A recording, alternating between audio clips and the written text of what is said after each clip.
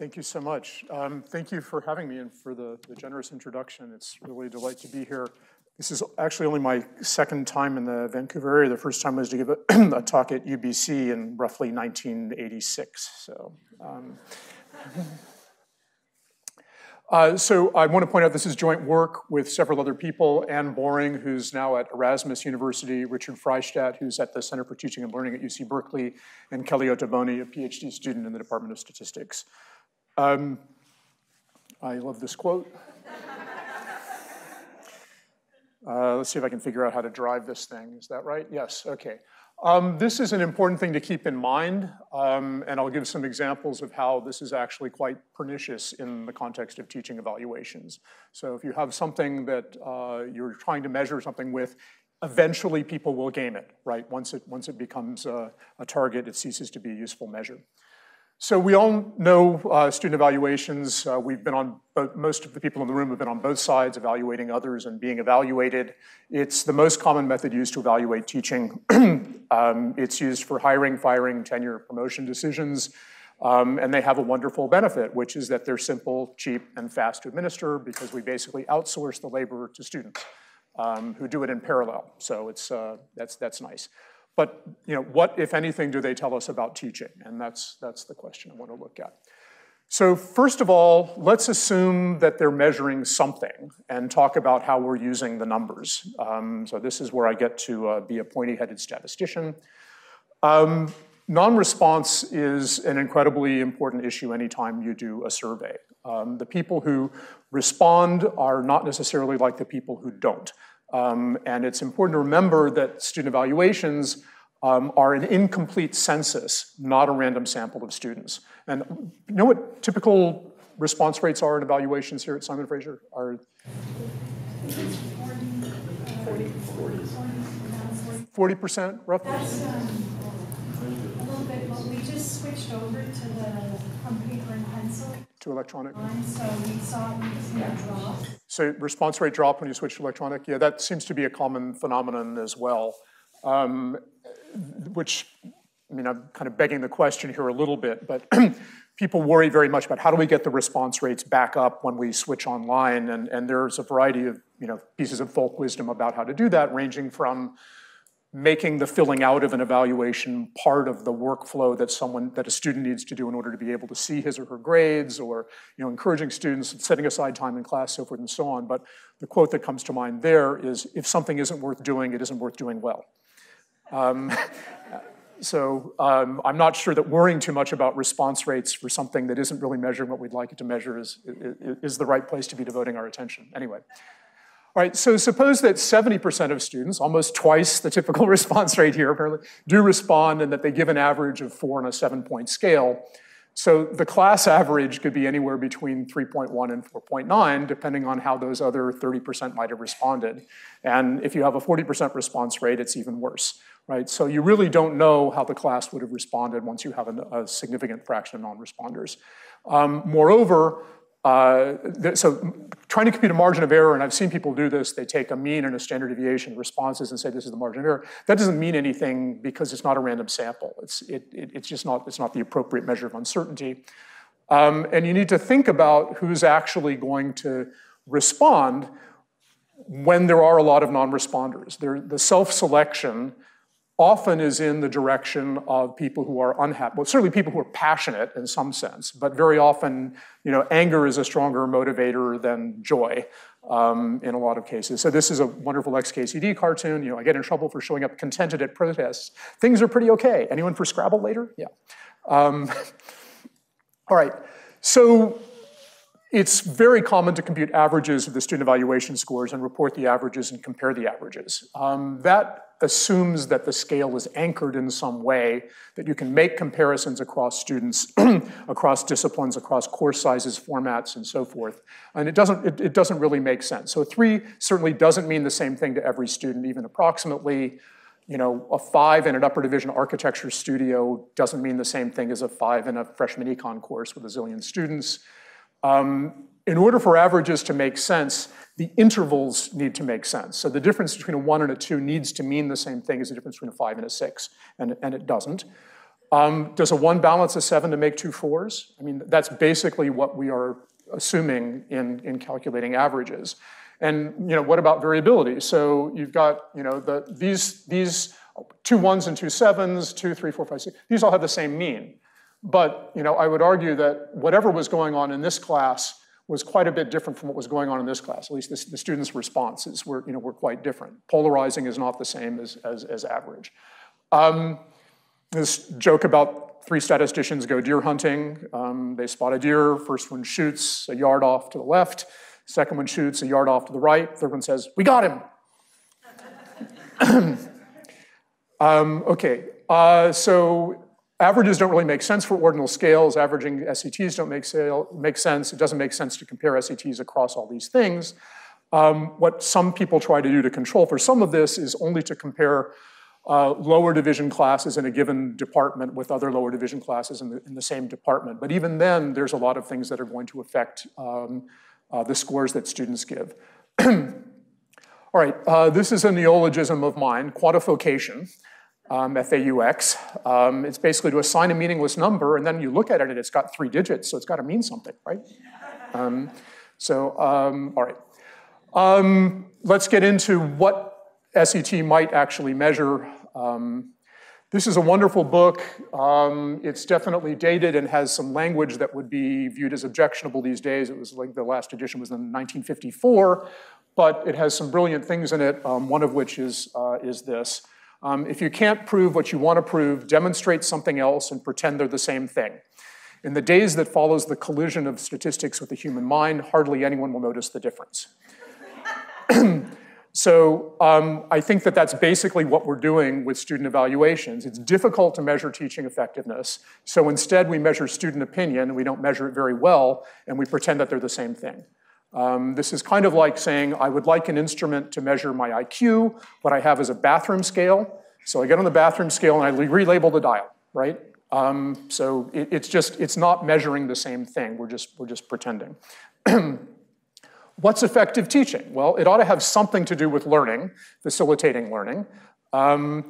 Grades are usually not a good proxy for learning in most universities these days because at least here in the West, exams are set by the same people who are doing the teaching. And the grading is done by the same person who's doing the teaching.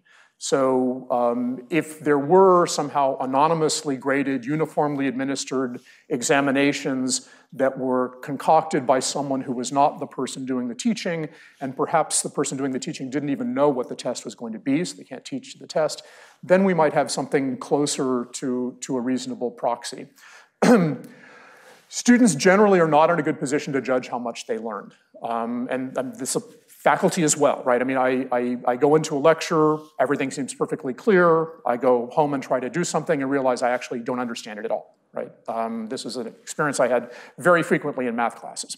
There's serious problems with confounding if you try to measure effectiveness by looking at things like what was a student's grade in an introductory class, what was the student's grade in a follow-on class. So if the way that a student selects the classes is by going to rate my professor or whatever and trying to find the person who's the easiest grader, then that person might find the easiest grader in the first class and the easiest grader in the second class. And so it's just not clear that follow-on performance means anything absent something like random assignment of students to sections and uniform exams. So this is really an issue affecting most universities. So this is another XKCD cartoon. I used to think that correlation implied causation. Then I took a statistics class. Now I don't. Sounds like the class helped. Well, maybe. All right, so if the numbers don't mean anything, maybe the comments mean something. And the answer is maybe, but one thing to keep in mind is that faculty and students don't necessarily use the same language the same way. Carol Lauer was a dean at Rollins College in Florida. She, when she became, was a dean or provost, but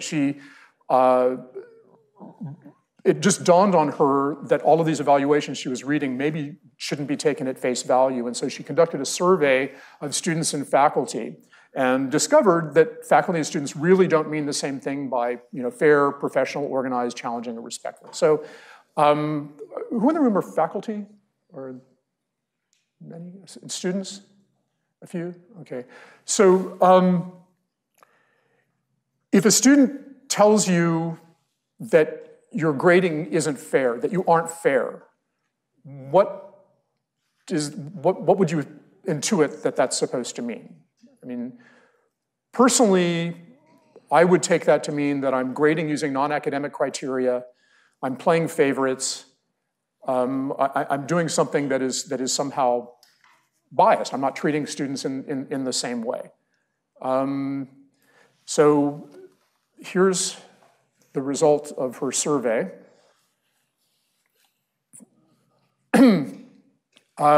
Most, the plurality of faculty would say that either place favorites or the grading is problematic. Okay, and the plurality of grading is problematic. Students, 25% of them, what they mean is the work is too hard, or they won't help you with the homework. It's not fair, right? It's a very different notion of fairness. Okay. There is definitely evidence of bias against women and underrepresented minorities in student evaluations in a variety of things. So in grant applications, there's been some study that if you change the name, change the gender of the name on a grant application, it gets treated differently. There's some recent work by Whitteman that shows that if you ask people to evaluate based on the content of the proposal, you get a very different result from if you ask them to evaluate the proposer. Letters of recommendation in academia, again, show very strong gender biases and biases around underrepresented minorities, including even the adjectives that are used, the language that's used. Women tend to get described as nice, and men tend to get described as brilliant, right? I mean, it's a different, okay. Job applications, interruptions of job talks. This is an interesting thing that was College of Engineering, if I'm remembering correctly, might have been College of Chemistry. They took videos of job talks and counted the number of interruptions of male applicants and female applicants, and women were interrupted more often and then had follow-up interruptions, and often resulting in them not being able to finish their talks. Credit for joint work, there's evidence, at least in economics, that if a woman co-authors a paper with a man, she gets less credit for it than if she co-authors with another woman. All right, so when you start talking about bias in teaching evaluations, there's some common responses to that, like, but I know some women who get great scores and win teaching awards, right? Therefore, there's no problem. Okay, what's the problem with that retort?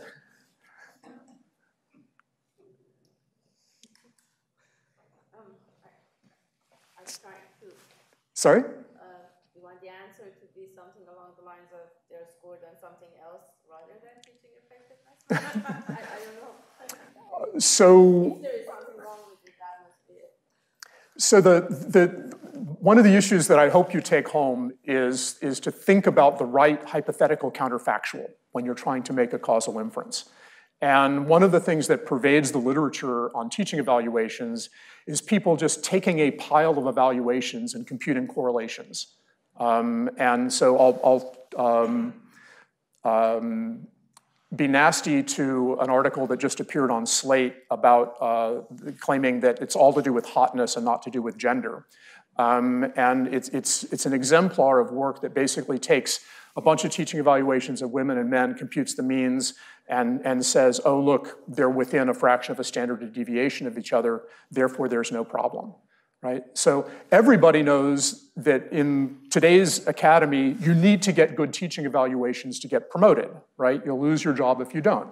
The question is not whether women can do something to get their teaching evaluations high. The question is, but for their gender, what would their evaluations have been? You need to compare like with like. And the difficulty in getting a high evaluation for a woman seems to be higher than that for a man. And I'll talk about research a little bit later on that says what a woman needs to do to improve her scores is economically more expensive in time than what a man needs to do to improve his scores. So it's not a question of what the scores are, it's what would the scores be for people who are comparably effective, right? So you need to control for that, all right. I know student evaluations aren't perfect, but they must have some connection to effectiveness. Maybe, but let's find out. I get better student evaluations when I feel the class went better. I certainly get better evaluations when I feel the class went better. Does that mean that they learn more? No, it means we all had a good time, right? I mean, okay, so shouldn't students have a voice in evaluating teaching? Absolutely. The question is, what's the appropriate voice? What are they in a position to judge? What kind of information can they provide to inform better teaching, to inform the process of improving instruction? All right, so some examples.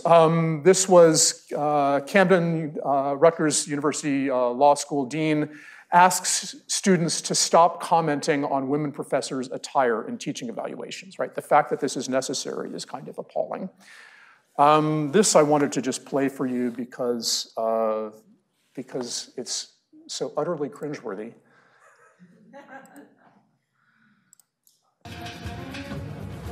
Get the volume up on Hey that. everybody, good morning. School may be out for summer, but that isn't stopping one professor at Cornell University from pushing a controversial policy to confront students' quote, overwhelming gender bias. And in this case, controversial means insane. Joining us now to explain, campus correspondent Cabot Phillips from Campus Reform. Cabot, it's great to see you this morning. Thanks for having me. I just want to pause for a second and say, we've got 3 men in dark suits and a woman in a tight red dress, right? To start, the guy on the left is wearing more makeup than the woman is. I mean, it's... So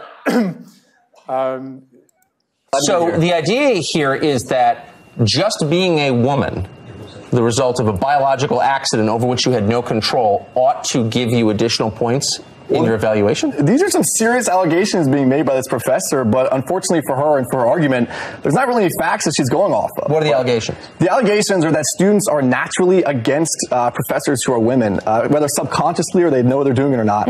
So in end-of-the-year course evaluations, female professors should be given an extra added automatic bonus when they're being reviewed because students are apparently biased against women. Here's what she said. Sarah Pritchard is the professor. She writes this. She said, since pervasive gender bias is not going away anytime soon, I propose one temporary solution. Female faculty should receive an automatic correction, that is to say a bonus, on their quantitative teaching evaluation scores. Such a policy would offer one concrete way to actually fix these inequalities. She references being catcalled walking across campus, men, I guess, dressing down women, and that female professors aren't equal in the eyes of the students. Well, she's really not giving any facts, but one place we've seen facts from her university is the Institute for Women in Science, which is based at Cornell. And they found in a nationwide study that around the country, women, when compared to their, quote, otherwise identical male counterparts, were twice as likely to be given a tenure-level faculty position in areas like science, engineering. Twice as likely? Twice as likely in the study put out by Cornell, their Institute for Women in Science. So it appears that she's kind of going off of a few experiences she's had and not actually on any facts. Well, I mean, just as a woman, I mean, if a woman has her hair all messed up or something, this woman doesn't take care of herself. If a man's hair is messed up, professor, he's just like a mad scientist. So I can sort of see where she's coming from. He's a mad genius. Yes, yeah. He's like just a Albert genius, Einstein. and that's why. All right, you get the idea. Okay. Oh, this is an interesting thing. Ben Schmidt, this is another website to look at, used the API from ratemyprofessors.com to split out data by discipline and by gender of the instructor. And what this plot is it shows the difference in how frequently students use the word cold to describe men in blue, women in this orange color, based on the discipline that we're talking about. So for this adjective, women in every discipline are rated cold more frequently than men are. I want to point out, and ratemyprofessor.com is not a scientific sample of anything. I mean, it's a huge database, but it's entirely self-selected. Because of a Twitter feud with a troll over the last couple of days, he or she accused me of having a conflict of interest because my ratings on Rate My Professor are not very good. So I went and looked at them, and there's 61 students who have responded, most recently in 2013. I have taught probably close to 10,000 students at UC Berkeley and tens of thousands in MOOCs. There are 61 ratings there, right? This is not exactly a representative sample of my students, but let me just for fun, you want to call out an adjective and make this smaller. Instead of cold, somebody have a... Brilliant is a common one. Whoops.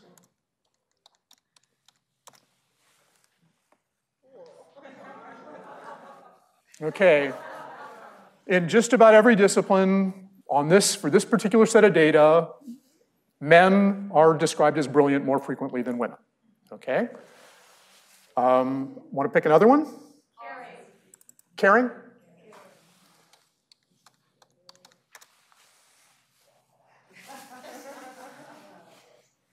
Surprise.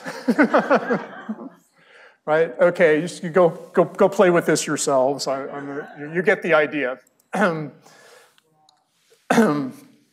Okay. So I'm going to just flash up pieces of a number of research documents, research papers. So this is one from Subterulu in 2015. The title is "She Does Have an Accent, But." So there's evidence that in English-speaking universities, non-native English speakers get lower ratings. They're seen as being incompetent because their English is accented or not entirely fluent.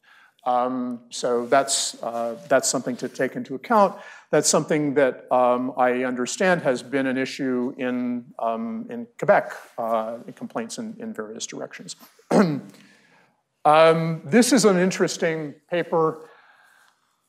What they did was to take a group of students and play them a short silent video of an instructor giving a lecture, get their ratings of the instructor, and then do it again at the end of the semester and compare and look at the correlation between the two sets of ratings. And it turns out that to get rid of a statistically significant positive association, you need to decrease the silent video's length to less than 15 seconds. So basically, people are making a snap judgment about the instructor that doesn't even have anything to do with what they're saying, right? It's silent video. And that immediate impression tends to carry throughout to the end of the semester. So that's kind of telling. This paper took lectures, short lectures that were given in an age-neutral, gender-neutral voice, animated with a stick figure, a cartoon, and randomized students into 4 groups, told one group that it was a young man, one that it was a young woman, old man, old woman.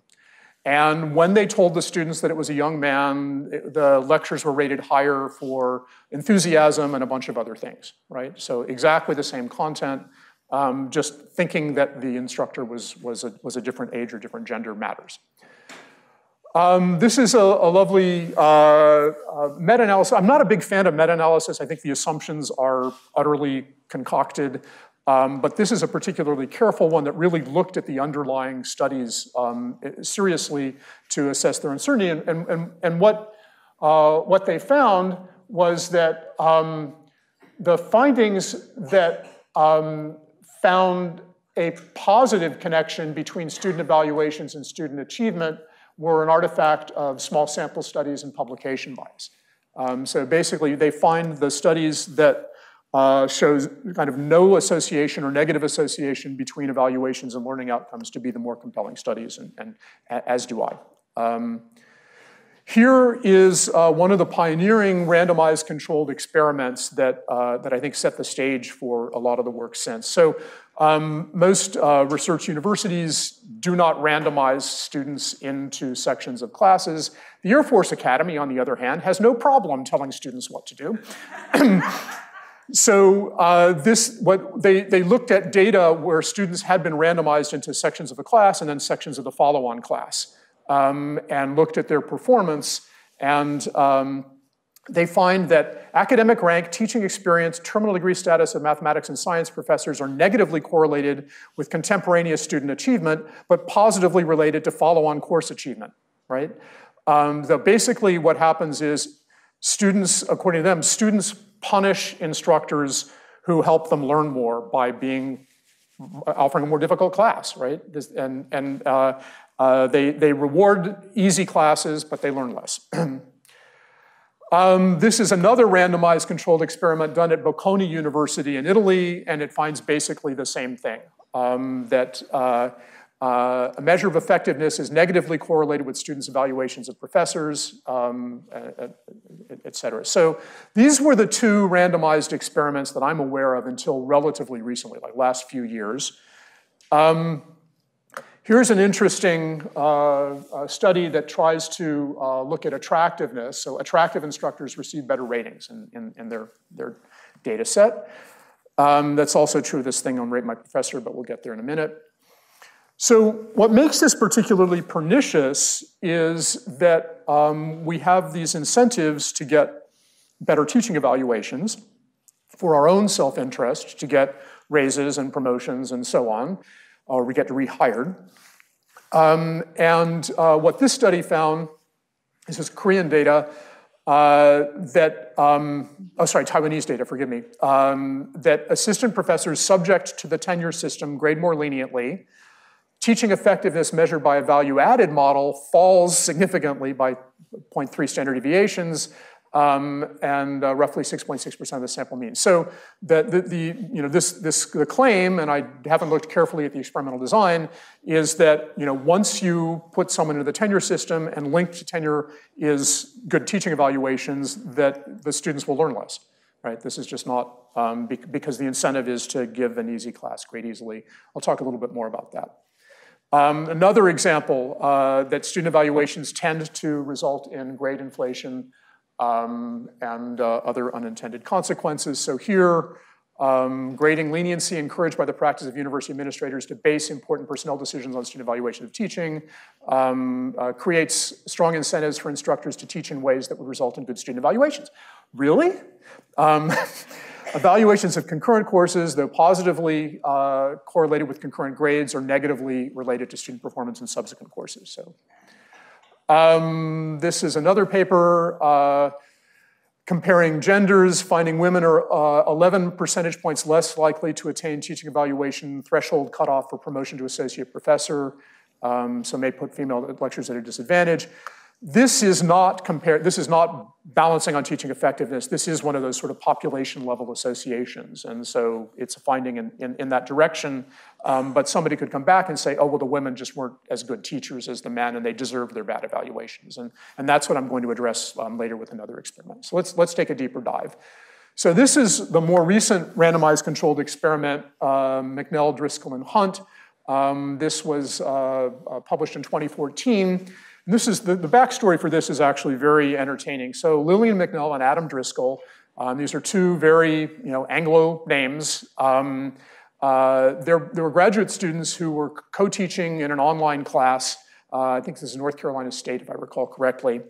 And after this was a class that was fully online. The only interaction between the students and the instructors was through chat and email and threaded discussion. It was not. They never saw the instructors.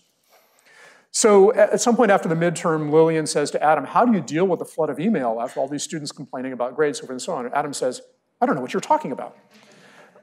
So they surmise that this might have something to do with their gender, and the next time they taught the class, they, together with the professor, did a randomized controlled experiment. They randomized students into 6 sections of the class. 2 were taught by the professor, 2 each taught by Adam and Lillian, and in one of each of the sections that Adam and Lillian taught, they swapped names. Okay, their CVs are comparable. This is using the instructors as their own controls, right? So Lillian is teaching 2 sections, one using Adam's name, and vice versa. So the reason I'm beating on this is because one of the other things that comes up in this recent Slate article is the claim that this experiment was underpowered and there are so many other factors other than their gender that could have been affecting their teaching. So the people who wrote the Slate article did not understand that the instructors were their own controls, right? That everything was, the only thing that varied was the name, not the person doing the teaching. And moreover, evidently it wasn't underpowered because you're going to see that the p-values are quite small. All right, so they swapped the identities, and here's what happened. When they use, so the going down the left column are different aspects of teaching that the evaluations called for. M minus F is the difference in the average score for the male persona minus the female persona. Okay, male identity minus female identity. And in every single one of these metrics, you will see that the male identity gets a higher rating, okay, on average. These are p-values computed using a permutation test. It's a stratified permutation test so that Lillian is being compared with Lillian and Adam is being compared with Adam, regardless of what identity that they're using. The null hypothesis is that for a given instructor, the student's scores would have been the same for either name. Okay, so notice that, I mean, 3 of these are significant at the 1% level, and the differences are not small. So 0.8, they were on a 5-point scale. That's 25% of a 5-point scale. Right? This is not a small effect. And notice that in particular, prompt is one of the axes on which they were rated quite differently. All of the assignments were returned at exactly the same time in all 6 sections of the class. Okay? That difference is entirely due to the name. There was no difference in promptness. Right? This for me is an incredible smoking gun that there's a really, really serious problem. All right. What about, were they actually comparable teachers? Was Adam better? Was Lillian better? How much does that matter? Well, if you look at the difference in exam scores, so the exam was uniformly administered across all those sections of the class and graded anonymously, I understand.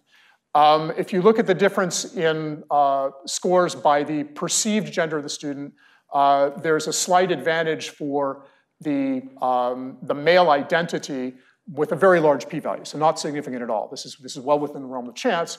But in fact, Lillian's students did better than Adam's students by almost 7 points, okay, and significant at 0.02, okay? So this is not a small effect. Objectively, Lillian is the better teacher, and Lillian's identity gets lower scores, right? So this is really controlling, this is showing that the gender bias, or the bias from the name, maybe there's something else about the name other than gender, but I don't see it because there's the same ethnicity, et cetera. Their CVs are similar, so forth and so on. But that the effect of that bias more than swamps an actual difference in teaching effectiveness, right? Okay. All right, so the second set of data I'll talk about was from Sciences Po in Paris. These were 5 years of data for 6 mandatory classes in a variety of disciplines. Their student evaluations are basically mandatory, so you get very, very high response rates, and the students don't really get to pick what sections of the class they're in. In essence, it's not a true random assignment, but it's a good natural experiment that's as if random. So this is mixing things up in a way that will let us try to get at some of these issues. 23,000 student evaluations of 379 instructors, bunch of students, et cetera. And when we analyzed these data, we stratified by cohort, so sort of by year and by course, so that the students were going through together, and we imagined that it was as if the instructor was being randomly assigned to different sections, but we kept the sections together so that cohort effects or conversations among them or whatever would be controlled for.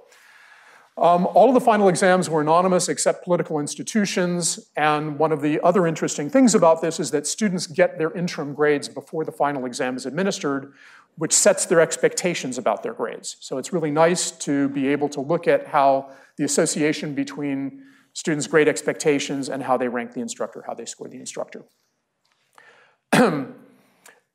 So we, again, did a stratified permutation test looking at a couple of things, the correlation between student evaluations and instructor gender within each stratum. So stratum is sort of a course by year, and then correlation between student evaluations and final exam score within each stratum.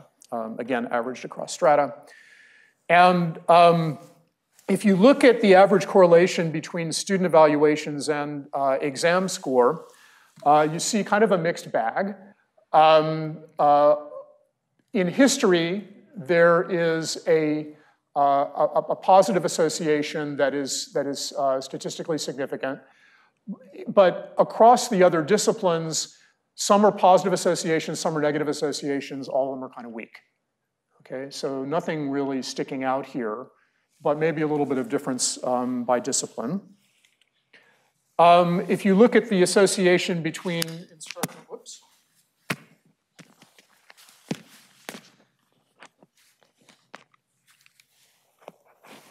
Between instructor gender and student evaluations, you get, generally, well, overall, if you merge all of the data together, it's quite significant and it's positive everywhere.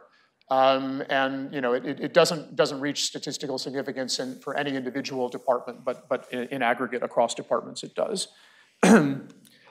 And if you look at the average correlation between final exam scores and instructor gender, notice that all of these are negative, indicating that students of female instructors get higher final exam scores on anonymously graded, uniformly administered final exams.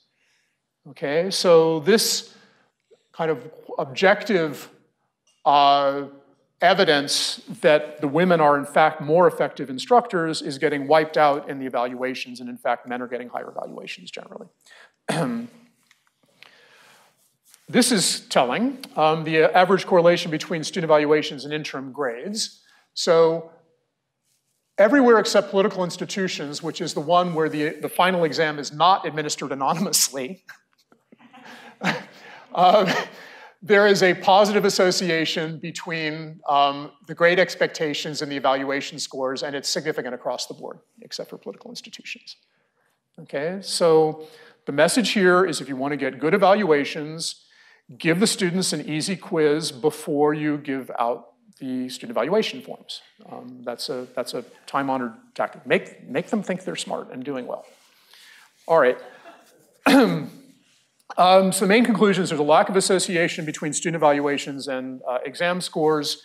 I'm going to leave this aside, but we've been worried about the fact that there's multiple testing going on. And even with Bonferroni's adjustment, which is very conservative, the associations remain highly significant.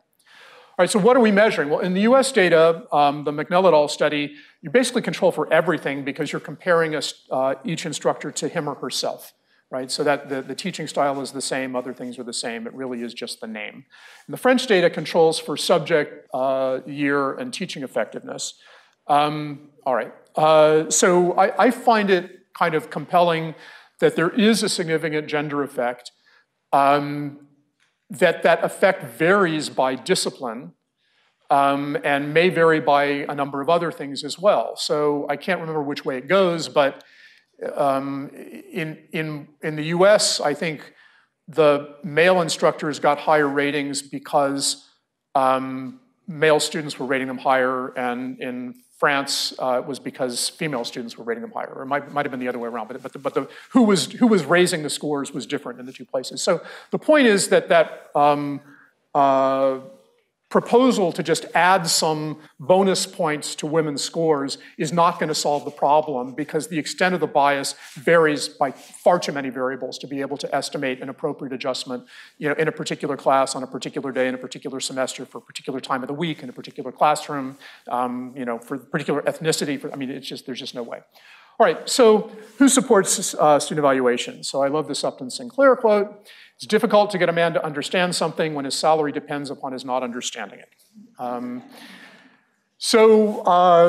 of the example apologists, Benton and Cashin, they work for a company called IDEA that sells student evaluation instruments.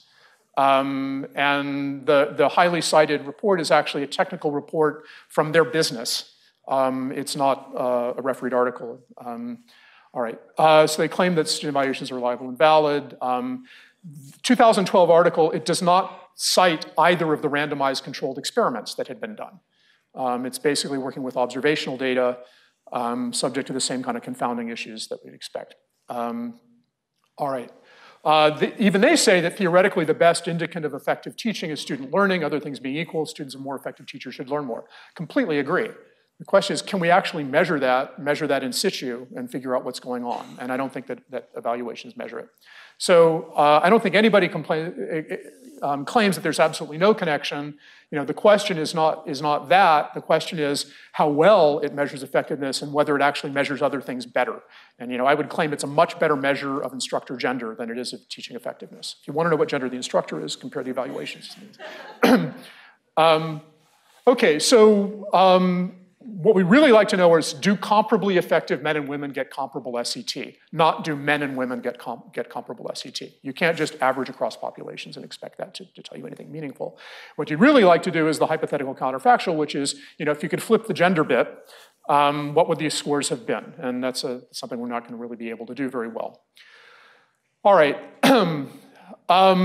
Boring's 2014 paper finds that, I mentioned before, the cost of increasing scores is very different for men and women, that men can improve their scores by just having better command of the classroom, being more charismatic in some way. Women need to produce better teaching materials, have a better organized class, so forth and so on. So what the cost to getting better teaching evaluations will then come out of their ability to do research, have a family life, other things that people, kind of like to do. This is the Slate article, and it's really kind of remarkable. So they look at 1 million professors' ratings on ratemyprofessor.com and find that there's a strong association between chili peppers and evaluations, and that if you control for chili peppers, there's not a big gender effect left, right? Well, I think this shows that evaluations are associated with the perceived attractiveness of the instructor, but I don't think it shows that there isn't a gender problem, because this doesn't control for teaching effectiveness. And it's nothing like a random or representative sample. In my case, it's a non-random sample consisting of, something less than 0.1% of the students that I've taught, right? Okay, gender isn't the only bias, attractiveness isn't the only bias, ethnicity, race matter, age matters, accents, non-native English speakers, etc. There's evidence that there's strong associations between student evaluations and students' grade expectations, as I mentioned, strongly correlated with students' perceived enjoyment of the class. When I was department chair, I added a question to the student evaluations, scale of 1 to 7, how much did you enjoy the class? The association across almost 1,500 students between instructor effectiveness and enjoyment was 0.75. That's really big for 1,486 students, and between course effectiveness and enjoyment was 0.8, even higher. Right? So I'm not saying that enjoyment has nothing to do with student engagement and learning, but it isn't the same thing, right? Okay. Correlated with gender, ethnicity, attractiveness, and age.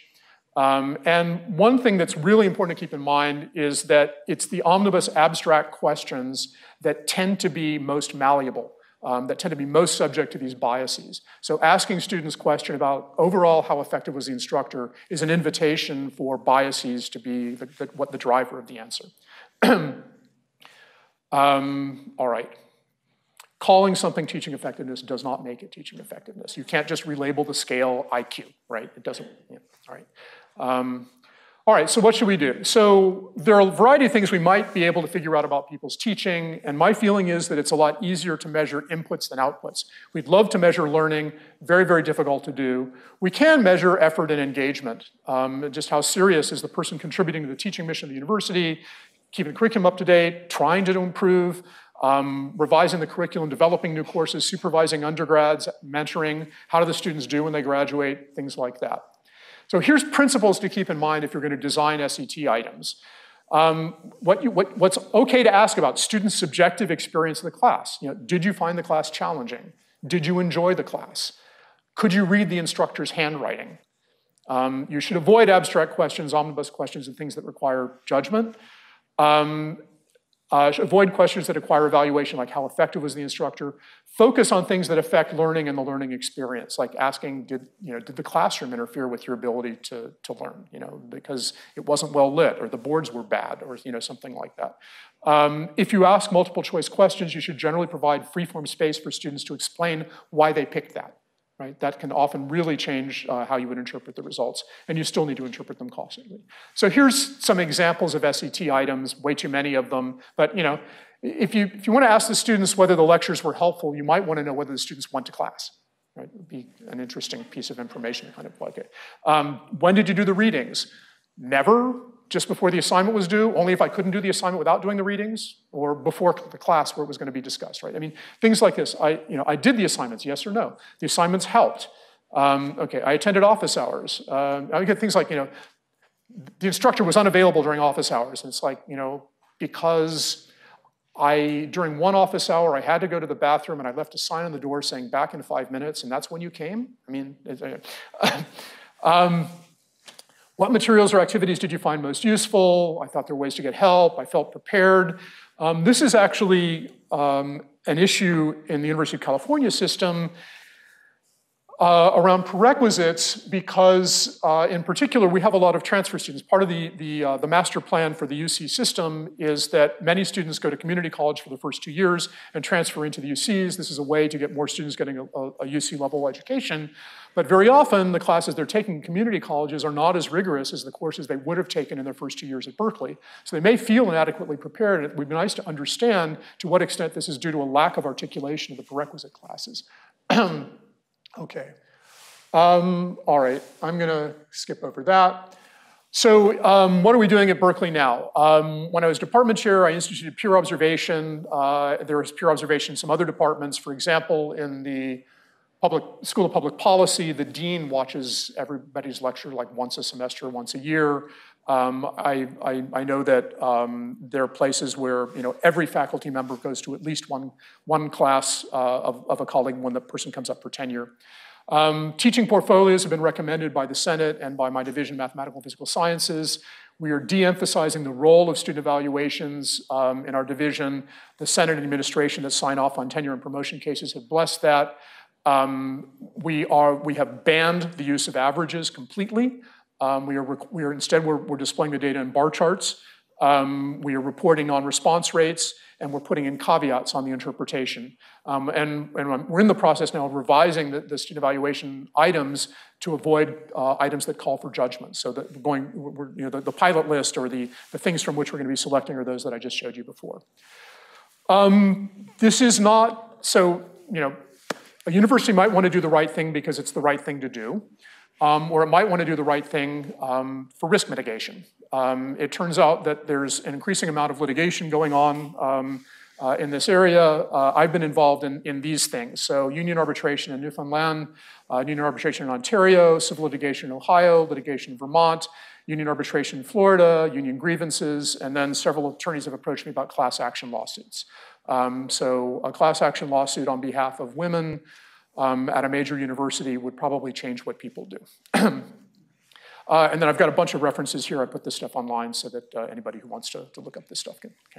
Thanks a lot.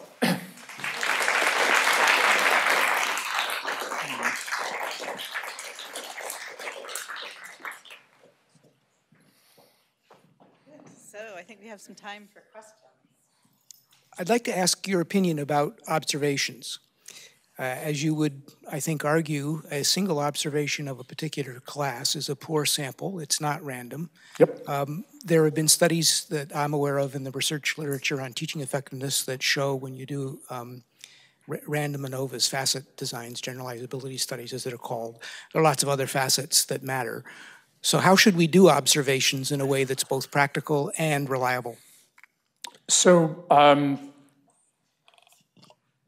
I'm sure there will at some point be evidence that pure observations are biased also and subject to many of the same biases. What we try to do is make them non-evaluative. And what we've done is come up with, it's a form, but it's not a rubric. So first of all, there's an issue around who does the observation. Is it actually a trained observer who has some pedagogical chops, or is it a colleague who might or might not? There's a danger that you will decide that someone is not a good teacher because they don't teach the way you do, or especially if it's the same material. There is a perceived danger that if someone a senior member of the department is the person doing the evaluation, then that person in effect gets 2 votes on people's tenure and promotion cases. And there's concern that the person just might not really recognize teaching. So good teaching. So what we try to do is basically say like, how was the board work? Did the students seem like they were paying attention? And we try to set it up in a way, first of all, so recognizing that it's a small sample, that it's trying to add information. It's not trying to be determinative of anything. The way we do it is the person who is going to be observed proposes several dates for the observer to come. They negotiate that. The observed gets to put context around the class, like saying, we just had a midterm, people are kind of depressed, we're just going to be going over the midterm today, or I'm about to do this new thing, I think it's going to be exciting. So you get to provide some context for that.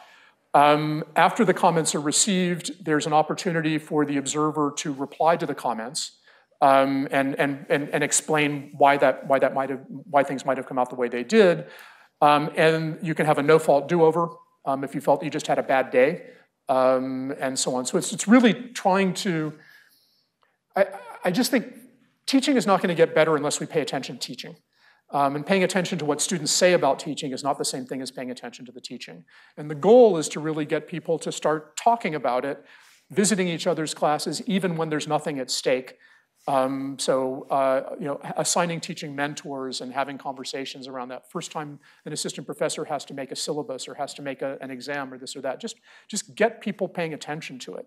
And I think that having people in each other's classrooms is a really good way to start that. I am worried about how much weight it gets and exactly how it's used. But I think some observation is better than none. The really odd thing is that we in academia really want other people to read our papers, we really want other people to come to our seminars, and we really don't want other people in our classrooms, right? It's somehow, it's a secret, dark place where we do our secret stuff, and we don't want people watching. And I don't understand why that is, right?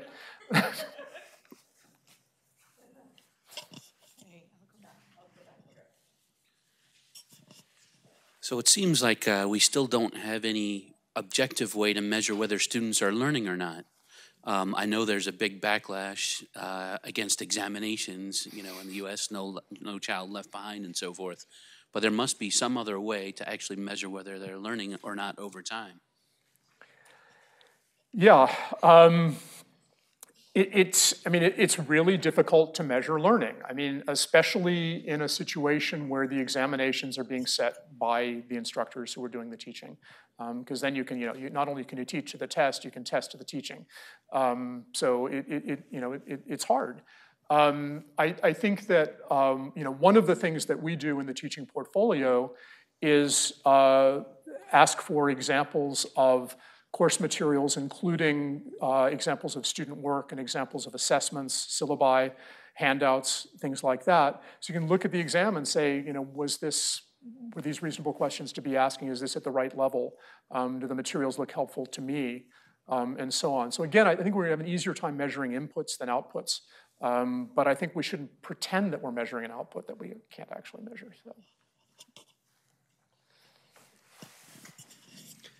So as a chair, when I look at the evaluation results from my faculty, I notice, like you say, there's nothing interesting in the middle of the distribution.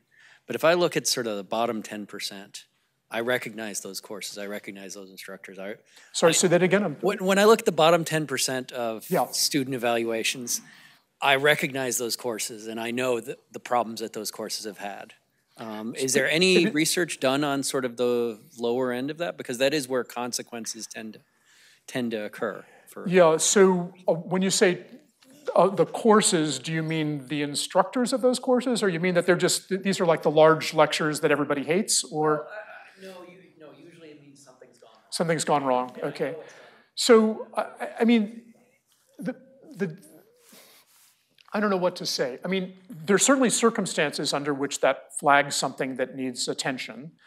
When I was chair, there was one example where what had happened in the class was that the instructor had found students cheating on a large scale and had taken what I thought were very appropriate measures, and the students weren't happy about it.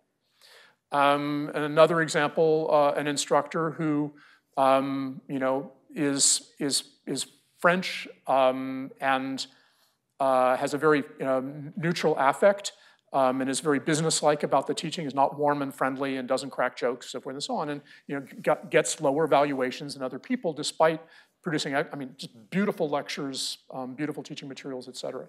So I guess the answer is maybe. No, I just meant, is there any research on the lower 10%? Yeah, not as far as I know. Yeah. I can project. We're taping, I think, for people who couldn't come. Have you ever examined the role of bimodal grade distributions, and this is in those big courses that nobody likes to teach, which I mostly teach, where the grade distribution has a big chunk around the, D mark and then up at the high B to low A mark. So you're teaching to two different populations of students, and that really affects my course evaluations, which are also bimodal, but if you only look at the average, then you're not noticing that pattern, right? Yep. And I know that there must be other people here who teach those large courses, and mine's a breadth course, so it's non-specialist in a course outside of their comfort area. And that's really challenging, and I'm struggling with how to make my course evaluations meaningful there without taking that easy step out, because I refuse to just make it easier. I don't think that's the right approach. So, first of all, I feel your pain. One of the courses I teach regularly is a large introductory course that's required in order to declare the business major. And so students need to get a good grade to be admitted to the business major. They hate it. I'm just in their way, right? And a heavily bimodal grade distribution as well. I mean, that's, first of all, reporting a bar chart instead of reporting an average is a big step in the right direction, along with response rates. Then at least whoever is looking at your scores has some idea of what's going on. And if you can wrap that in some prose and say, this is a class where students do well and students do badly. And you can kind of understand why they would do this. Some were just simply, they're expressing their frustration, the fact they had a hard time. When I was an assistant professor, I remember going to a senior faculty member and saying, look, I'm just reading the comments on my evaluations, and 40% of the students said I went too fast, and 40% of the students said I went too slow. What am I supposed to do? And his answer was, decrease the number of complaints.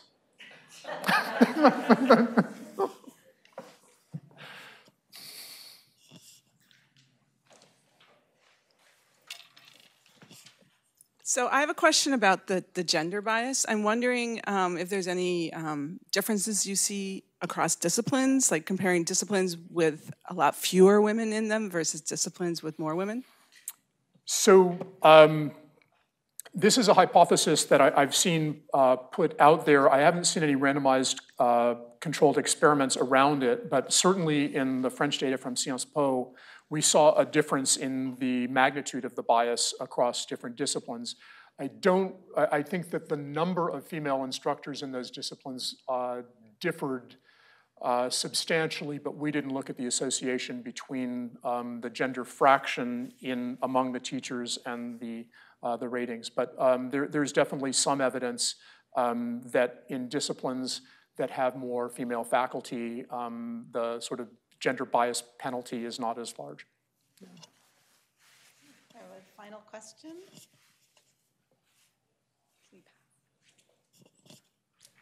Hi. Thank you for that. It's been really informative. So, from my perspective, I want to make sure that my junior faculty succeed, and I want to make sure that they make it through promotion to tenure. And so, what are your take homes on? So sit down with them at the beginning, help them, mentor them through all of their different areas of teaching, and then make sure that they have support. My preference is for trained observers in the classroom. I think there's real danger. I mean, peer observation is good for peer mentorship, but I think you want to be observing not only the instructor, you want to be observing the response in the classroom. Mm-hmm. So you want to be, it's not just a one-way thing where you're observing the professor, you're also, you're observing the interaction. Yep. And part of looking at effectiveness is looking to see, sitting at the back of a room and seeing how many people are on Facebook or on their social media, as opposed to paying attention to mm-hmm. So I think there are ways to get to see whether that particular class was effective in terms of engaging the students. Mm-hmm. But in terms of them putting together their package, You know, I love your ideas about the way to present data from these very imperfect measures. I think that's really helpful. But how do we augment that, you know, that observational element that basically says this person is at least a good teacher, or at least engages students in the classroom, so that there's a greater potential for effective learning? So in my paper with Richard Freistadt, we give a couple of example letters of, you know, what a letter for a good instructor might look like and what a letter for somebody who isn't terribly engaged with teaching might look like. And what I really try to do is look at whatever evidence the instructor makes available. There was in one case, there was an instructor who had webcast an entire semester of lectures, and I watched a number of them start to finish, and you know, it was great, because then when I was writing the letter, I could say, I really loved how he did this, I'm gonna steal it next time I teach the class, right? So, I mean, I don't know what to say. I mean, I think that you know, if depending on the culture of your own department, if you can get more conversations among faculty and engagement around teaching, and get a practice of everybody visits somebody else's class once a semester or something like that, that's probably going to, I mean, I would guess that that's going to improve teaching and improve the culture around teaching. Whether it results in a document you can present as part of somebody's case for a merit or a promotion, that's another story. So how to write a good case around teaching that isn't, you know, doing the usual thing, which, you know, is like, if the numbers are good, then you plead the numbers, and if the numbers are bad, you explain why the teaching is still good, even though the numbers are bad, right? So I don't know. I mean, I give you some examples of letters that I've written, but I don't know what to tell you. Yeah. Okay. I'd like to thank Philip again. Thank you very much. Thank you. Thanks so much for coming.